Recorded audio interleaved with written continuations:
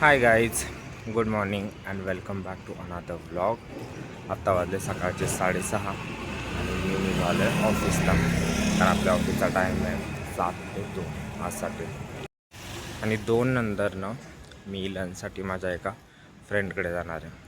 तर रूमवर यायला मला थोडंफार आज उशीरच होणार आहे. दिस इज टुडेज OOTD.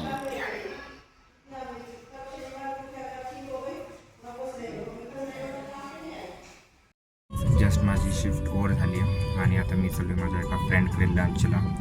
ऑलरेडी 3 वाजले. आधीच मला उशीर झाला आहे, प्रचंड भूक लागली आहे आणि इथून तरी मला 40 मिनिट लागतील पोचायला. Just tired guys. बागवान कळालंच असेल, मी ऑफिस नंतर डिरेक्टली आत्ता घरी येतो आहे. फ्रेंडकडे लंचला गेलो होतो आणि आता डिनरचा टाईम झाला आहे, त्यावेळेस मी घरी येतो आहे. तर मग लंच झाल्यानंतर खूप काही गोष्टी निघाल्या, खूप काही गोष्टींवर डिस्कशन झालं.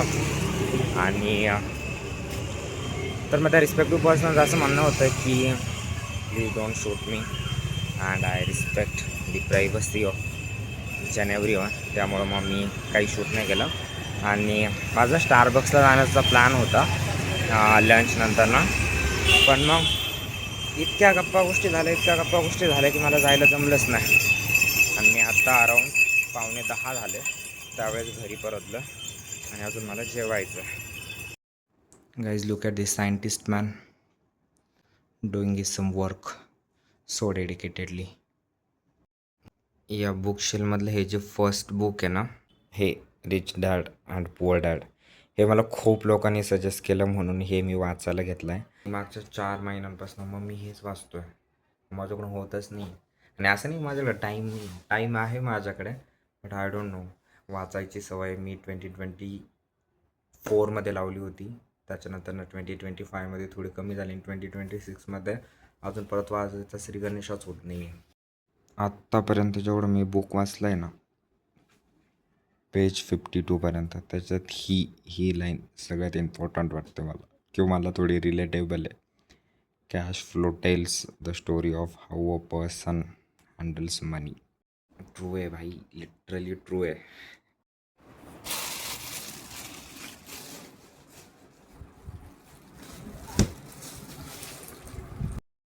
गाईज, या पिशवीत निघाले आहेत हे शंख.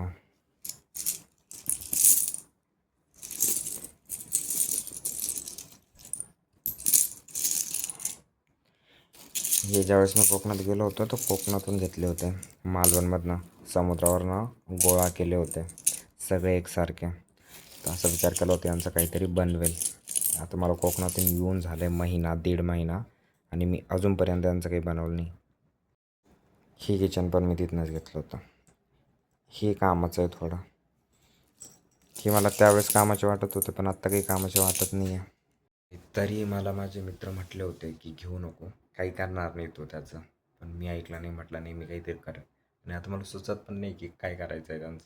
हे आयडिया असेल तर नक्की कॉमेंटमध्ये सांगा, नाहीतर गेले ते वायाच जाणार. So that's the wrap for the day guys.